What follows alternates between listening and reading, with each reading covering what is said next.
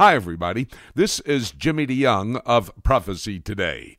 On January the 20th, the world watched as history was made in Washington, D.C. The first African American was sworn in as President of the United States. On this edition of Prophecy Today, I want to share with you conversations that I had with Prophecy Today correspondents, conversations that will give you insight into what the world might expect of the new United States president, especially with the problems that the world faces today. We'll talk with Bob McGinnis, and we'll get his perspective on the geopolitical reception to Barack Obama. Rob Kundan has contact with European leaders, and we'll find out what European leaders think about this new incoming president. David Dolan looks at the Middle East for us, and what's going on in Israel and throughout the entire Middle East is very important as the new president takes office in Washington. Itamar Marcus will explain to us what the Palestinian expectation might be for the new U.S. president. That's all ahead right here on Prophecy Today. Right now, let's get to the conversation that I had with Colonel Bob McGinnis. He is an advisor to our Defense Department in Washington and has his eye on the geopolitical activities of this world. Iran President Ahmadinejad sending a message to President Obama that there must be a change in U.S. policy if there's going to be any advancement towards a relationship with Iran. What are your thoughts about that? Well, I know that President Obama and Hillary Clinton, Secretary of State, have both said very clearly they intend to engage with Iran. Well, that's ho-hum to me because we've been engaging with Iran for years and years behind the scenes. Now, if they're going to sit down across the table with Iran in a full top-level delegation with Hillary Clinton there, that would be a change. But I don't know that the regime has changed at all. And what we expect to accomplish, we've already sanctioned them as much as we possibly can, short of military operations. So we'll have to wait and see. Bob, always a joy to talk to you. Thank you so very much, my good friend. Well, thank you, Jimmy.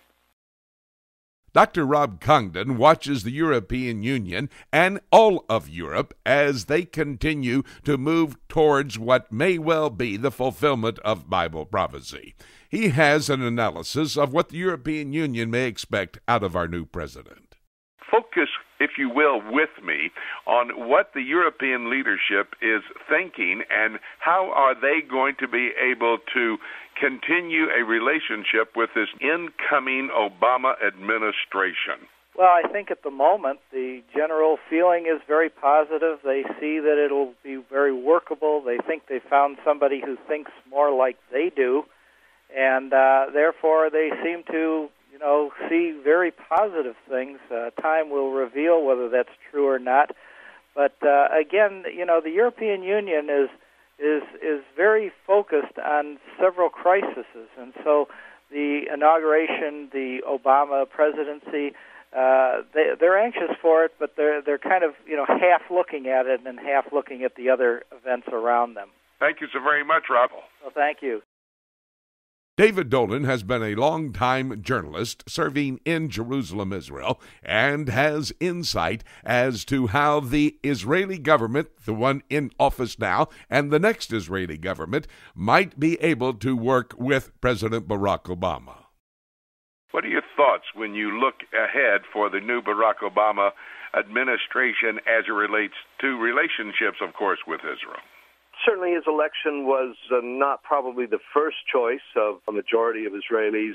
They tended to prefer John McCain's position on Iran, a bit stronger position. There's some concern of Barack Obama's father being a Muslim, and, would that affect his thinking at all, these sorts of things. But I think the appointments he's made, his chief of staff is a well-known Jewish man who volunteered in the Israeli army. Hillary Clinton, they have a fairly high opinion of her, most Israelis do.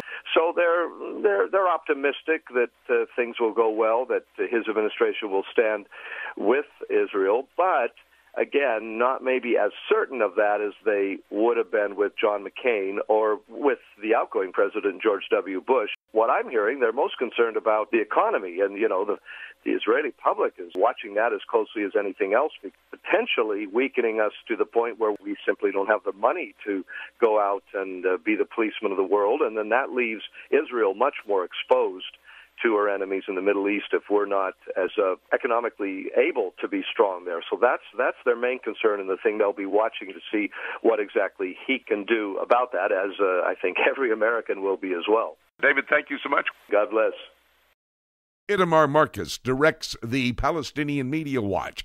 He is constantly looking at what the Palestinian media is really saying, both in the printed page and electronically. Has some very interesting insights as to how the Palestinians, and in particular Hamas, expect the new president to deal with the Middle East.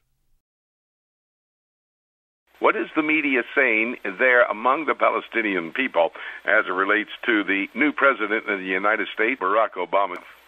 We reported a number of months before the election that there was an organized group in Gaza who were taking advantage of free phone calls through some website, and they were calling around the clock to American households asking people to vote for Barack Obama.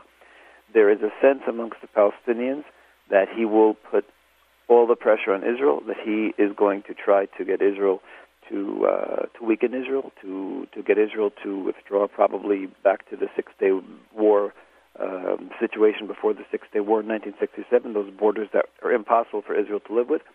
So the Palestinians are very, very optimistic about Barack Obama coming in. Hopefully, they believe he will put a lot of pressure on Israel and make Israel do things that aren't in our own interest. That is their hope. Itamar, I so appreciate the conversation we've been able to have with you, giving us insight as we look at the new United States administration under Barack Obama. Thank you, my friend. Thank you very much. Always great to be with you, Jimmy.